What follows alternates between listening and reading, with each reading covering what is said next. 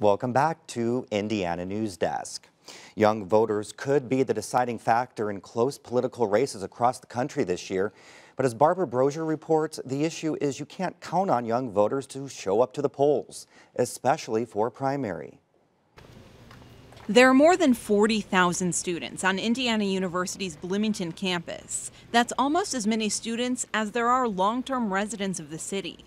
They have the potential to significantly impact the outcome of elections. In fact, the Center for Information and Research on Civic Learning and Engagement at Tufts University named Indiana's U.S. Senate race among the top 10 races that could be influenced by young voters this year. It's a unique state in that small changes in the youth vote could really have an impact on both candidates and who they attract, because it is such a close race, and because other age groups are so predominantly Republican. But that requires young voters to actually show up to the polls, and historically, they don't. Ever since people 18 to 21 got the vote in the early 1970s, the proportion of people under the age of 25 and in fact under the age of 30 coming out to vote has been somewhere between about half and maybe 60% of the turnout rate of elderly people 65 and over. In the 2016 presidential election, IU Bloomington's student voter turnout rate was just over 45%.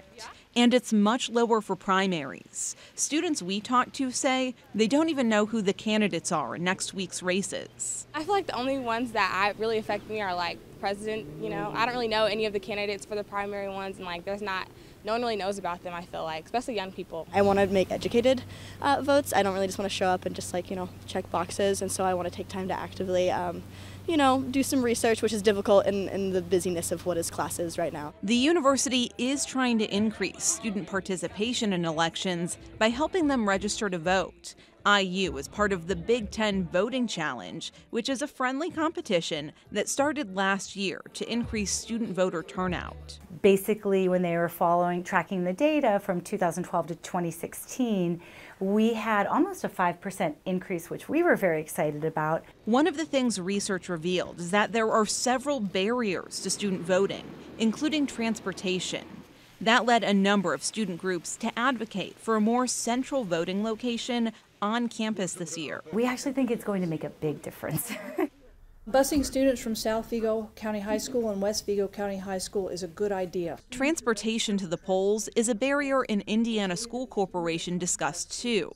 The Vigo County School Board considered busing 18-year-old high school students to polling places. Community reaction was mixed, and ultimately, the board decided not to act on the proposal. We don't believe that taking kids out of school during the school day and busing them to the polls is the right thing to do at this time or in the future. However, we do think it's important to get them to the polls. Recent student-led protests surrounding gun control helped spark the discussion about transportation in Vigo County.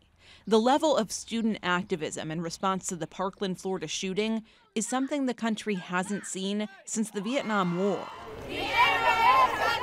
But that momentum is unlikely to translate to a significant impact at the polls. The turnout rates in the past, when there have been other movements that have been very important to a lot of young people, have suggested that that generates maybe a slight blip, but not a big one. For Indiana News Desk, I'm Barbara Brosier.